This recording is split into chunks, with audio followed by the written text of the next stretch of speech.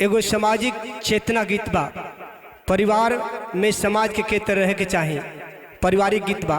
एक जना बताओ तड़े कह तड़े का ओढ़नी के यार देके, ओढ़नी के यार देके गोरी मुसु कई तू लजई तू बाबा भैया से, तो सगरो गाँव घर में नीमन कहई तू लजई तू बाबा भैया से, तो सगरो गाँव घर में नीमन कहई तू लजई तू बाबा भैया से। ओढ़नी के यार देके, ओढ़नी के यार देके गोरी मुसुकई तू लजई तू बाबा भैया से, तो सगरो गाँव घर में नीमन कहई तू लजई तू बाबा भैया से, सगरो गाँव घर में नीमन कहई तू लजई तू बाबा भैया से।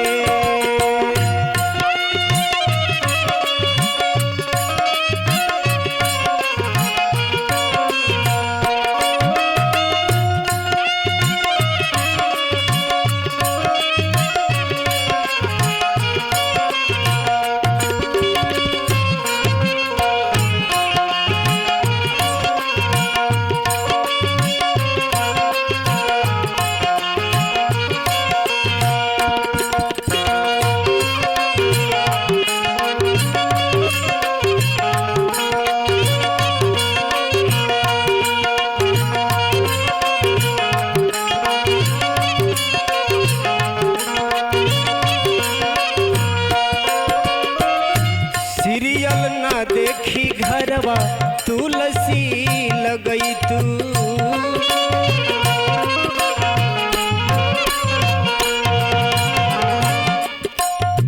घूमी घूमी नीत उठी आरती देखई तू,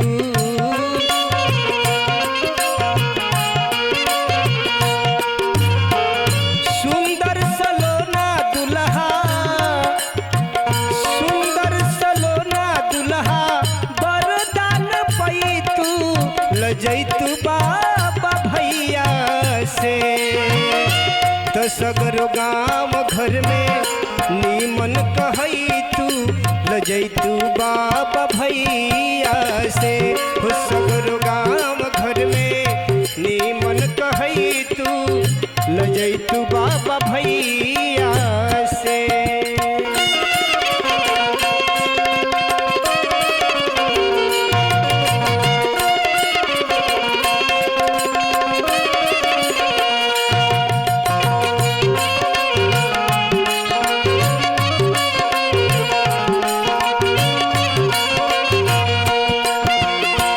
सूट सलवार पहनी तू जींस दीह तू त्यागी,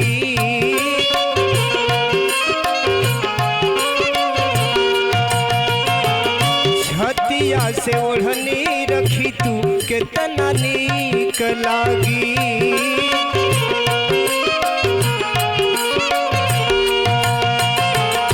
दागी लगे से कुल के,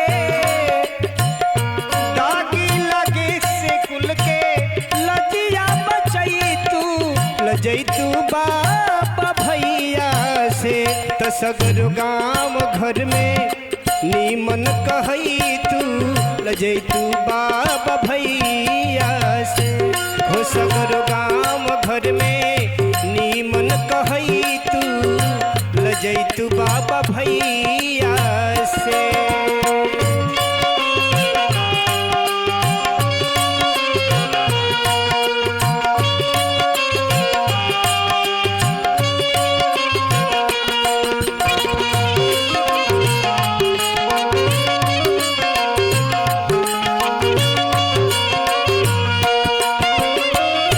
सैयार में सर तोह से कर ले निहोरा,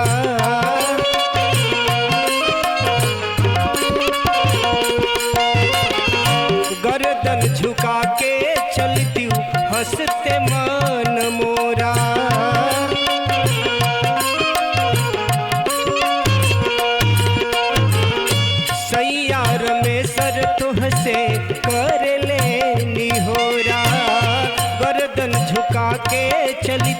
हंसिते मन मोरा। पढ़ के रामायण पूरा, पढ़ के रामायण पूरा, घर के सुनई तू लजई तू बाबा भैया से। त सगरो गाँव घर में नीमन कहई तू लजई तू बाबा भैया से। सगरो गाँव घर में